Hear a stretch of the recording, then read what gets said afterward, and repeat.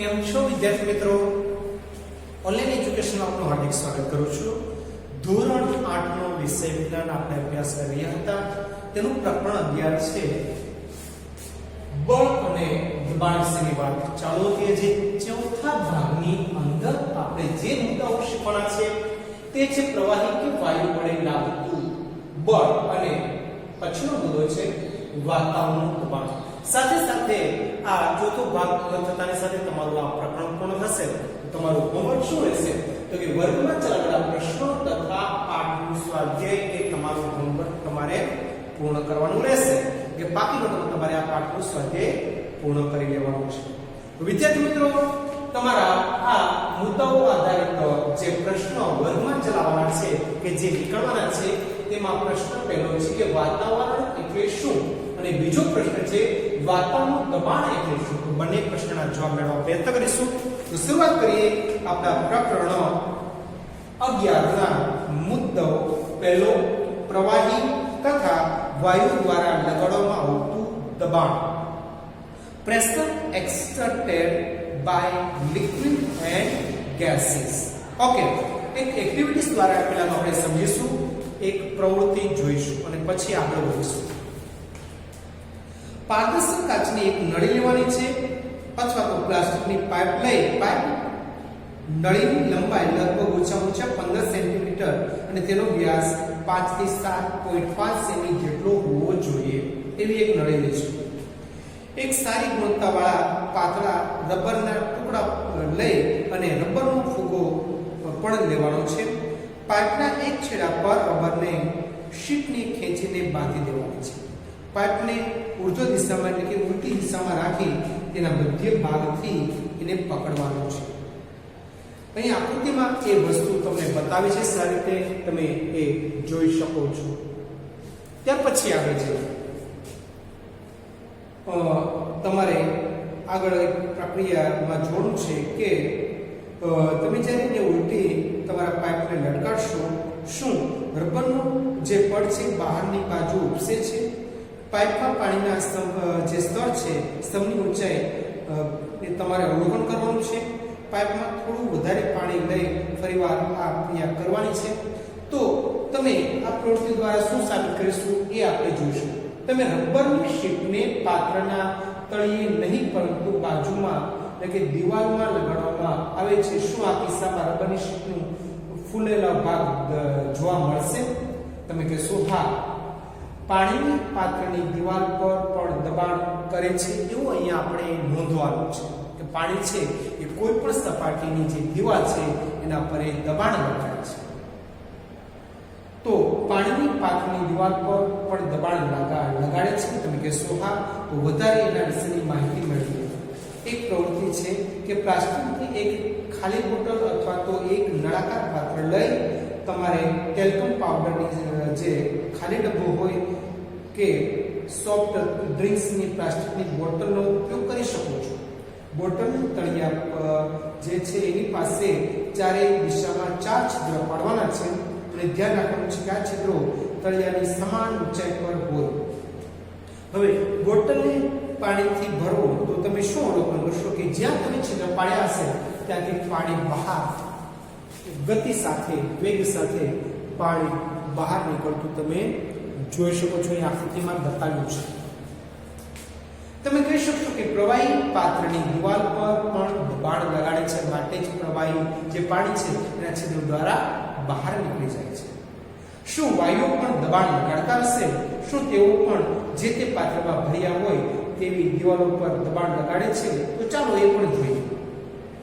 અહીંયા તમારો વાતાવરણ એટલે શું એ પ્રશ્ન હજી પહોંચ્યા નથી. તમે જ્યારે કોઈ ફુગ્ગાને ફૂલાવો છો તો તેના મોંને કેમ બંધ કરો છો? કારણ કે હવા ત્યાંથી બહાર નીકળી ન જાય. સાથે સાથે જે ફુગ્ગો ફૂલાવતા એની સાથે એનો આકાર બદલાય છે, કારણ કે જે આપણા મોંમાં રહેલી જે હવા છે એ ફુગ્ગાના રબરવાળી જે સપાટી છે એના પર દબાણ કરે છે, માટે જ ફુગ્ગો ફૂલે છે.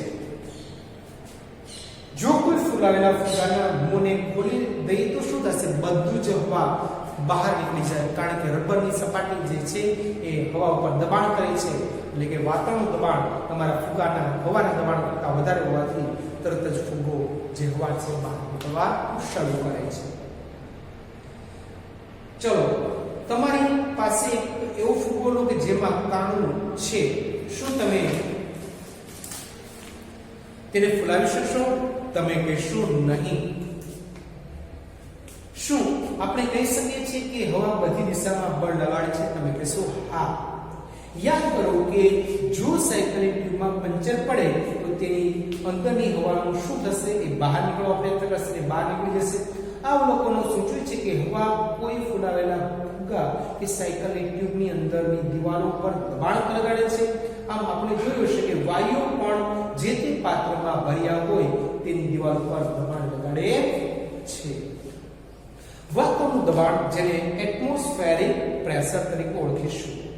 આપણે જાણીએ છીએ કે આપણી ચારે બાજુ હવા છે. આ આવરણને વાતાવરણ તરીકે ઓળખવામાં આવે છે. તો પ્રશ્ન તમારો પહેલો કે વાતાવરણ એટલે શું? તો તમે કહી શકો કે આપણી ચારે બાજુ આવેલા હવાના આવરણને વાતાવરણ કહીએ છીએ. વાતાવરણની હવા એ પૃથ્વીની સપાટીથી ઉપર ઘણા બધા કિલોમીટર સુધી ફેલાયેલી છે.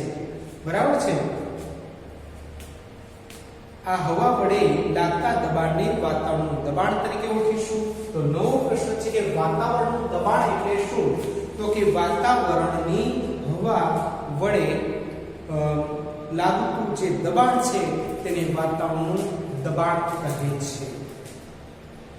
આપણે જાણીએ છીએ કે એકમ ક્ષેત્રફળ દીઠ લાગતા બળને દબાણ કહીશું. જો આપણે એકમ ક્ષેત્રફળની કલ્પના કરીએ તો તેના પર એક હવાથી ભરેલો લાંબો નળાકાર ઉભેલો વિચારીએ. તો અહીંયા એક આકૃતિમાં ઉભેલો નળાકાર આપેલો છે. બરાબર છે? આ નળાકારનું હવાનું વજન એ વાતાવરણના દબાણ જેટલું હશે એવું માની લઈએ. હવે વાતાવરણનું દબાણ કેટલું વધારે છે કે ઓછું એ જોઈએ. તો તેના મૂલ્ય વિશેની પ્રવૃત્તિ આપી છે. એક સારી ગુણવત્તાવાળા રબરનું એક સૂચક લેવાનું છે. એ રબરના નાના કપ જેટલા દેખાય તેને કોઈ લીસી સપાટી કે સપ્ત સપાટી પર જોરથી દબાવો. શું તે સપાટી પર ચોંટી જશે? તમે કહેશો હા. આવી રચના તમારી ફોર વ્હીલમાં જો પારદર્શક કાચ હોય તો તમારા સૂર્યપ્રકાશના કિરણો કે સૂર્યની ગરમીથી દૂર રાખવા માટે તમે એ આવી રચનાનો ઉપયોગ કરો છો. જ્યારે તમે સૂચકને દબાવશો ત્યારે કપ તથા સપાટી વચ્ચેની મોટા ભાગની હવા બહાર નીકળી જાય છે. સૂચક પર વાતાવરણનું દબાણ લાગે છે, તેથી તે સપાટી પર ચોંટી જાય છે. સૂચકને સપાટીથી ખેંચીને અલગ કરવા લાગુ પાડેલું બળ એટલું પૂરતું હોવું જોઈએ કે જેથી વાતાવરણના દબાણને પાર કરી શકે. આવી પ્રવૃત્તિઓ પણ તમે જોઈ હશે. મનુષ્ય માટે સૂચકને સપાટીથી ખેંચીને અલગ કરવાનું શક્ય નહીં બને. શું આ પરથી તમે અનુમાન લગાડી શકો છો કે વાતાવરણનું દબાણ કેટલું વધારે હોય છે?